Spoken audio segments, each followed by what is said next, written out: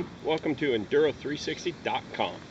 I'm your host, Chili White, and we're glad you could join us today. I'm out here today riding around in beautiful San Bernardino, California, and it's about 100 degrees. KTM was nice enough to invite me out to ride the 2011 300 XCW. As you may have seen, KTM has made a big push on all their bikes this year, both moto and off-road, so there's a lot of new things out for them. In fact, I think KTM has more new models this year than basically everybody else combined. As far as the 300 XCW goes, I've been a fan of this bike for a long time. I love riding two-strokes. You know, one of the tough things living here in Southern California is we really just aren't set up to have a lot of places where you can really exploit the benefits of a two-stroke. A lot of desert riding, a lot of riding in Mexico, or it's just a little tedious to mix gas all the time. But this has been one of my favorite bikes. For 2011, KTM really just made some minor changes to the XCW model. The biggest news is that it now gets a full 6-speed transmission. So for those of you who like to get out and go down fire roads, this is, that was really the only thing this bike was missing, and so it's a much more complete package now. The rest of the change is pretty minor. Actually, suspension is carried over directly from last year, although that's a good thing. It was a really good package last year. The XCW model this year retains the open chamber front fork and of course the PDS system in the shock. It does not get the linkage like the SX models have now.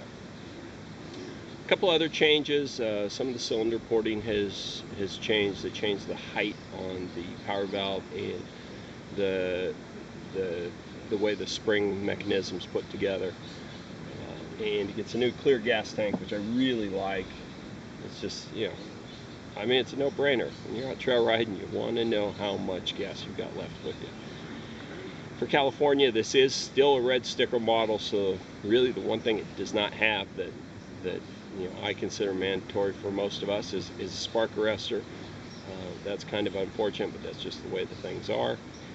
And all the XCWs, no lights, but they're a plug-and-play package, so you can buy lights directly from KTM. They'll plug straight in, or even companies like Sick Ass Racing have, and Enduro Engineering have plug-and-play lighting kits, and that would pretty much complete this bike.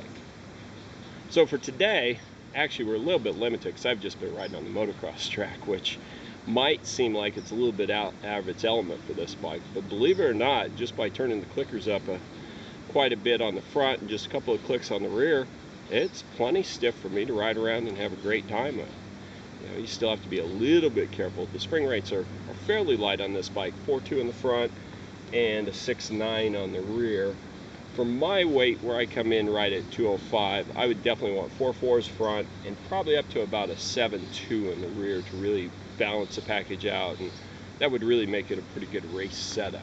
So, but the power on this thing's fantastic. Riding around on the track, it's always a challenge on a two-stroke these days because tracks seem like they're really laid out for 4 strokes. Thing pulls out of the corner really smooth and really hard without jumping around or spinning the wheel. Here at Glen Helen, they've got 2 steep uphills, one of which you go into in a complete off-camber turn, so you don't get a good drive at it. And this thing actually hooks up really well. Today, like many days, there's just a ton of 250Fs on the track, and most of those I can actually out-drag out of the corner and either out-drag them or maintain pace with them all the way up the hill. So it's a good motor on this thing. Being on the track, I really haven't gotten in 6th gear yet. But we'll save that for another day. So there you have it. That's a first ride for us on the 2011 KTM 300 XCW. Get a chance, go check it out, and thanks for visiting us here at Enduro360.com.